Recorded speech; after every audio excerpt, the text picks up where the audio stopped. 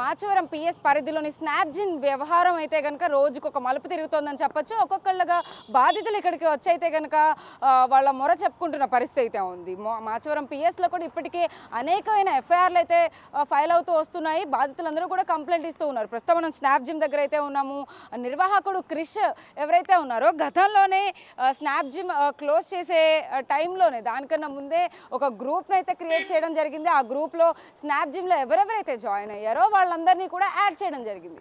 Add చేసిన తర్వాత వాళ్ళందరూ ఒక కొంత డిస్కషన్లో ఉన్న నేపథ్యంలో స్నాప్జిమ్ ఓనర్ ఎవరు అన్న క్వశ్చన్ రైజ్ అయినప్పుడు ఒక వీడియోని అయితే రిలీజ్ చేసిన పరిస్థితి అయితే ఉంది. క్రిష్ అందులో ఖచ్చితంగా డబ్బులకి సంబంధించి ఎవరెవరు ఎంత పే చేశారు, వాళ్ళందరూ డబ్బులు రిటర్న్ ఇవ్వకపోగా దానికి సంబంధించి కూడా ఒక నెగిటివ్ కామెంట్ కూడా చేసిన పరిస్థితి అయితే కనపడతా ఉంది.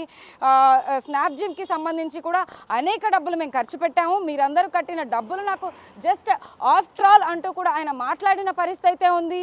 మీరు కట్టిన దానికంటే కూడా నేను పెట్టిందే ఎక్కువ అంటూ కూడా ఆయన కొన్ని కామెంట్స్ అయితే చేస్తూ ఉన్నారు. అయితే ఇక్కడ స్నాప్జిమ్ దగ్గరికి కూడా కొంతమంది బాధితులు వస్తూ ఉన్నారు. వాళ్ళనే అడిగి తెలుసుకుందాము. సత్తార్ కదా మీ పేరు?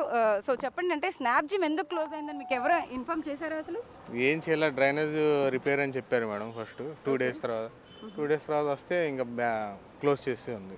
ఓకే, ఇది కంప్లీట్గా ఒక బ్యాంక్ సీజ్ చేసింది, అఫీషియల్గానే జరిగింది ఇదంతా అన్న విషయం తెలుసా అసలు? తర్వాత తెలిసింది, ముందు చెప్పలే వాళ్ళు. తర్వాత కట్టి మొత్తం 1 week వచ్చాం మేము, అంతే.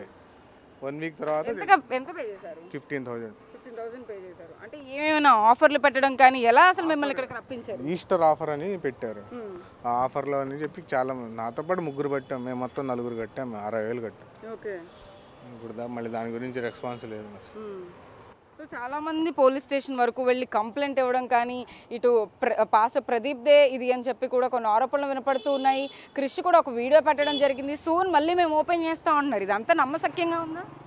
ఓపెన్ చేస్తాం అంటున్నారు, 1 week అంటున్నారు, 1 week తర్వాత 10 days అంటున్నారు. కానీ అవి అయితే ఓపెన్ అయ్యేటట్లేదు. బ్యాంక్ వాళ్ళు అయితే ఇక్కడికి వచ్చి సెక్యూరిటీని అడిగితే బ్యాంక్ వాళ్ళు, SBI బ్యాంక్ వాళ్ళు మాది హ్యాండ్ ఓవర్ చేసుకున్నాం అంటున్నారు. బ్యాంక్ వాళ్ళు తీసుకుంటే ఇప్పుడు ఎక్కడైతుంది, ఇంకా అవుతుంది. సో ప్రదీప్ ఎప్పుడైనా కనపడేవాడా ఇక్కడికి వచ్చి మాట్లాడడం కానీ, ఎవరితో అయినా కానీ, ఏదైనా పార్టీస్ కానీ? మీరు అన్నారు హాలోవిన్ పార్టీస్ అలాంటివి జరిగి ఉండేవి. మేము వచ్చి 1 week కదా మేడం, మేము న్యూ జాయినింగ్ కదా, ఎప్పుడు కనపడలేదు. మేము వచ్చి 1 week కదా, మాకైతే ఎప్పుడు కనపడలేదు. సో ఇది పాస్టర్ ప్రదీప్ అనేది ఐడియా ఉందా మీకు అసలు? లేదు మేడం, నాకు ఐడియా లేదు, మాత్రం విన్నా ప్రదీప్ గారిది ఇది అని, అంతవరకు. సో మీరు మనీ ఎవరికి పే చేశారు? ఈ రిసెప్షన్స్లో ఉంటారు కదా, వాళ్ళకి పే చేశారు. ఓకే, అడిగే ప్రయత్నం ఏమైనా చేశారంటే నా మనీ ఎక్కడ, ఎందుకు క్లోజ్ అయింది ఏంటి? వాళ్ళు లేరుగా, ఉంటే అడగచ్చు. వాళ్ళు అసలు లేని కనపడే మనుషులు మనం ఎక్కడ అడుగుతాం, మనకు తెలియదు కదా. మనం వచ్చి 1 week, వాళ్ళు లేరు, అసలు ఇక్కడ లేరు. ఇంకెంతమంది బాధితులు ఉండే అవకాశం ఉంది? అంటే చాలా మంది గ్రూప్ లో కూడా డిస్కషన్ చేసుకున్నారు, ఓనర్ ఎవరో కూడా తెలియదు అని. గ్రూప్ లో అయితే మినిమం 250 members ఉన్నారు. 250 members ఉన్నారు మళ్ళీ గ్రూప్ లో. వాళ్ళందరికీ కూడా డబ్బులు రిటర్న్ చేయాల్సిన వాళ్ళైనా వాళ్ళంతా చేయాల్సిన వాళ్ళు. ఓకే, సో అది పరిస్థితి. అంటే మొత్తం మీద జిమ్ వ్యవహారం అయితే కనుక చూడొచ్చు మనం. ఇవాళ కూడా మార్నింగ్ నుంచే కూడా ఒక్కొక్కళ్ళుగా ఇక్కడికి వస్తూ ఉన్నారు, చెక్ చేసుకుంటున్నారు. లిటరల్గా ఇక్కడ గేట్ క్లోజ్ చేసింది, సీజ్ చేసింది, బ్యాంక్ వాళ్ళ ఆధీనంలో స్నాప్ జిమ్ అయితే ప్రస్తుతం ఉంది. అయినప్పటికీ కూడా ఒక్క నిర్వాహకుడు కూడా బయటకు రాకపోవడం అయితే కనుక ప్రశ్నార్థకంగా మారిందని చెప్పొచ్చు. ఇటు ప్రదీప్ కూడా ఎక్కడా బయటకు రాని పరిస్థితి. క్రిష్ నటు పోలీసులు కూడా అదుపులోకి తీసుకున్నారు. మరిన్ని వివరాలు అయితే కనుక వాళ్ళు అడిగి తెలుసుకున్న పరిస్థితి అయితే ఉంది. ఇటు బాధితుల స్టేట్మెంట్లు కూడా తీసుకుని వాటి ఆధారంగా అయితే ఇటు క్రిష్ని కానీ అటు ప్రదీప్ని కానీ ప్రశ్నించే అవకాశం అయితే కనపడుతున్నట్టుగా మనకు కనపడుతుంది.